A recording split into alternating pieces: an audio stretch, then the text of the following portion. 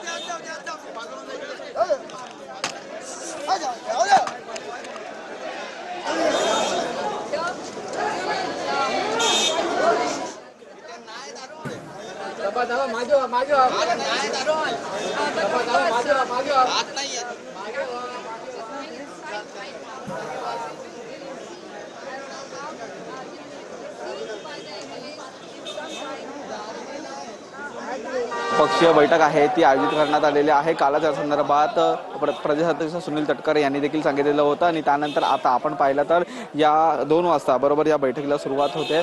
2:06 वाजलेले सुनेत्रा पवार देखील विधान भवनामध्ये दाखल झालेले आहेत। याआधी त्यांनी देवगिरी बंगल्यावरती जी बैठक आहे ती घेण्यात आलेली होती। त्यामध्ये सुनील तटकरे असतील, त्यासोबतच पटेल असतील, हे देखील त्या ठिकाणी होते आणि राष्ट्रवादीचे सर्वच जे महत्त्वाचे नेते आहेत ते देवगिरी बंगल्यावरती सुनेत्रा पवार यांची भेट आहे ती घेतलेली होते। त्याच ठिकाणी आपण पाहतो सुनेत्रा पवार हे आता विधान भवनामध्ये दाखल झालेले आहेत। 2 वाजता ही बैठक आहे ती आयोजित करण्यात आलेली होती आणि या बैठकीच्या नंतर जो महत्त्वाचा निर्णय आहे तो घेण्यात येईल आणि हा जो निर्णय आहे तो नंतर मुख्यमंत्र्यांना घेण्यात येईल असं देखील सुनील तटकरे आहे सांगितलेलं होतं। आपण पाहतोय की या ठिकाणी सुनेत्रा पवार, सुनील तटकरे आणि त्यासोबतच प्रफुल्ल पटेल हे आता एकत्रितरित्या त्यांच्यासोबत सर्व आमदार असतील ते एकत्रित आता विधान भवनामध्ये गेलेले आहेत आणि आता या ठिकाणी ज्या बैठकीला आहे ती सुरुवात या ठिकाणी होताना आपल्याला पाहायला मिळेल।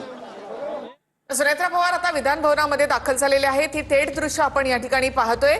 गटनेते पदाच्या निवडीसाठी म्हणून सुनेत्रा पवार आता विधान भवनामध्ये दाखल झालेले आहेत। ही थेट दृश्य विधान भवनातली आणि आता काही वेळातच राष्ट्रवादीच्या बैठकीला सुरुवात होईल। त्यामध्ये सुनेत्रा पवारांची निवड केली जाणार आहे। औपचारिकता आहे यामध्ये। तर सुनेत्रा पवार यासाठी विधान भवनामध्ये दाखल झालेत। सर्व नेत्यांची बैठक होईल आणि या बैठकीला आता सुरुवात होते। सुनेत्रा पवार या ठिकाणी पोहोचलेले आहेत। गटनेतेपदी त्यांची निवड होणार आहे।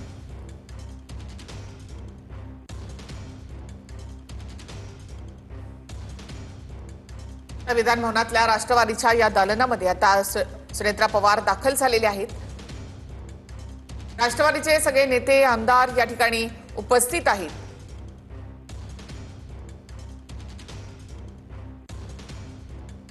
विधान भवनामध्ये राष्ट्रवादीच्या या दालनामध्ये इथे अजित पवार यांना श्रद्धांजली अर्पण केली जाईल आणि त्यानंतर बैठकीला सुरुवात होणार आहे। तर सुनेत्रा पवार आता विधान भवनामध्ये दाखल झाल्या। थोड्याच वेळामध्ये गटनेते पदासाठी ही बैठक सुरू होणार आहे। त्याआधी अजितदादांना इथे श्रद्धांजली अर्पण करून त्यानंतर सुनेत्रा पवार आत गेलेले आहेत। थोड्याच वेळामध्ये गटनेते पदासाठी आता बैठक सुरू होणार आहे। ज्यावेळी ते विधान भवनात दाखल झाल्या त्यावेळची ही दृश्य आपण पाहतोय। थोड्याच वेळात बैठकीला सुरुवात होईल। मात्र काही वेळापूर्वीच त्या विधान भवनात दाखल झालेल्या त्या दालनात गेलेल्या आहेत आणि आता या दालनामध्ये आधी अजित पवारांना त्यांचा फोटो लावलेला आहे, त्यांना श्रद्धांजली अर्पण केली जाईल आणि त्यानंतर बैठकीला सुरुवात होईल। थोड्याच वेळामध्ये गटनेते पदासाठी ही बैठक सुरू होणार आहे। सुनेत्रा पवारांनी अजितदादांना श्रद्धांजली अर्पण केलेली आहे आणि त्यानंतर गटनेते पदासाठी म्हणून ते आता सभागृहात। तर थोड्याच वेळामध्ये राष्ट्रवादीची ही गटनेता बैठक जी आहे ती सुरू होते। त्यामध्ये सुनेत्रा पवारांची गटनेतेपदी निवड होणार आहे। सायंकाळी 5 वाजता सुनेत्रा पवारांचा उपमुख्यमंत्री म्हणून शपथविधी होणार आहे। राष्ट्रवादीचे सगळे नेते आणि खासदार आणि त्याचबरोबर आमदार देखील या बैठकीमध्ये असणार आहेत। औपचारिकता यामध्ये पूर्ण केली जाईल, कारण राष्ट्रवादीच्या सगळ्याच आमदारांनी सुनेत्रा पवार यांनाच उपमुख्यमंत्री करा अशी मागणी केली होती। त्यामुळे ही एक औपचारिकता आहे। बैठक म्हणजे एकूण जी प्रक्रिया आहे ती पूर्ण केली जाईल। गटनेता निवडल्यानंतर त्यावर सगळ्या आमदारांच्या सह्या घेतल्या जातील आणि ते पत्र मुख्यमंत्री देवेंद्र फडणवीस यांच्याकडे दिलं जाईल। त्यानंतर आणखी काही प्रक्रिया होतील, राज्यपालांकडे या संदर्भामध्ये पत्र दिलं जाईल आणि त्यानंतर सुनेत्रा पवार यांचा शपथविधी होणार आहे।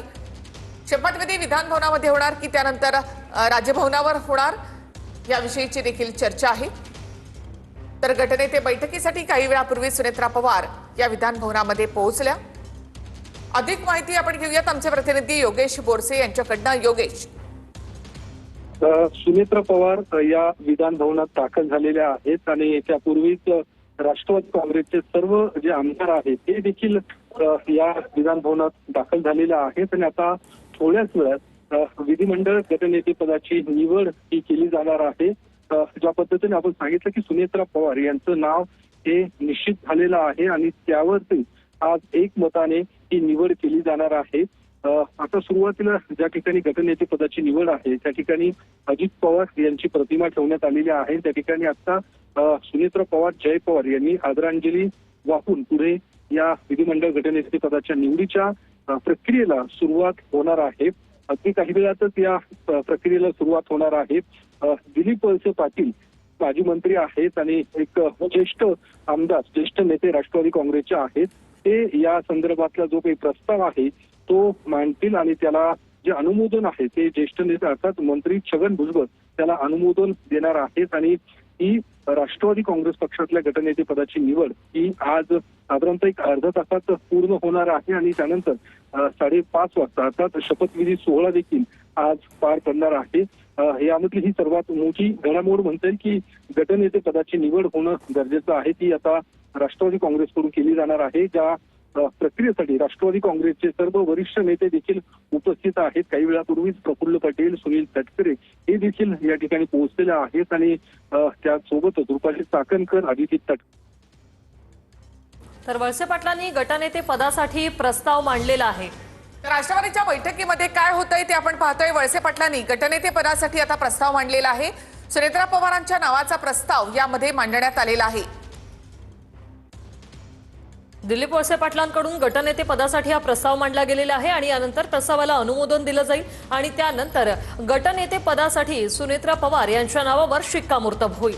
वळसे पाटलांनी गटनेते पदासाठी सुनेत्रा पवार यांच्या नावाचा प्रस्ताव मांडलेला आहे आणि छगन भुजबळ यांच्याकडनं त्याला अनुमोदन दिलं जातंय। तर राष्ट्रवादीची बैठक आणि त्यानंतर सुनेत्रा पवार यांचा शपथविधी होणार आहे। तर राजभवनामध्ये हा शपथविधी सोहळा होणार आहे। वळसे पाटलांनी आता गटनेते पदासाठी प्रस्ताव मांडला असून दुसरा एक फोटो जो आपण पाहतो की राजभवनामध्ये शपथविधी सोहळा होणार आहे। राजभवनातील लोकभवनात हा शपथविधी सोहळा सध्या पार पडणार आहे आणि त्याची तयारी देखील झालेली आहे। हा एक फोटो सध्या समोर आलाय। राजभवनामध्ये हा शपथविधी सोहळा होणार आहे। संध्याकाळी 5 वाजता उपमुख्यमंत्री म्हणून सुनेत्रा पवार शपथ घेणार आहेत। राजभवनातल्या लोकभवन या दालनामध्ये हा शपथविधी सोहळा होतोय। वळसे पाटलांकडनं गटनेते पदाचा प्रस्ताव मांडण्यात आलेला आहे, त्याला छगन भुजबळ यांनी अनुमोदन दिलंय। सगळ्या आमदारांनी सुद्धा यासाठी सहमती दर्शवली आणि त्यानंतर आता हे पत्र घेऊन नेते मुख्यमंत्र्यांना भेटणार आहेत। त्यानंतर राज्यपालांना या संदर्भातलं पत्र दिलं जाईल आणि 5 वाजता सुनेत्रा पवार या उपमुख्यमंत्री म्हणून शपथ घेतील। विधान भवनातली ही दृश्य आपण पाहतोय। दालनात जाताच अजित पवारांना श्रद्धांजली आदी अर्पण करण्यात आली आणि त्यानंतर बैठकीला सुरुवात झालेली आहे। आता वळसे पाटलांकडून गटनेते पदाचा प्रस्ताव मांडला गेलेला आहे। त्यानंतर छगन भुजबळ यांच्याकडून त्याला अनुमोदन दिलं जाईल आणि त्यानंतर सुनेत्रा पवार यांच्या नावावर शिक्कामोर्तब होईल। सुनेत्रा पवार यांच्यासोबतच जय पवार देखील मुंबईमध्ये त्यांच्यासोबत या बैठकीसाठी आहेत। तर पार्थ पवार हे बारामतीमध्ये होते। शरद पवार यांना त्यांनी निमंत्रण दिलंय। 1 तास त्यांची चर्चा देखील झालेली आहे। चर्चेचा तपशील मिळू शकला नाही तरी सुप्रिया सुळे यांनी पार्थ पवार यांच्यासोबत चर्चा केली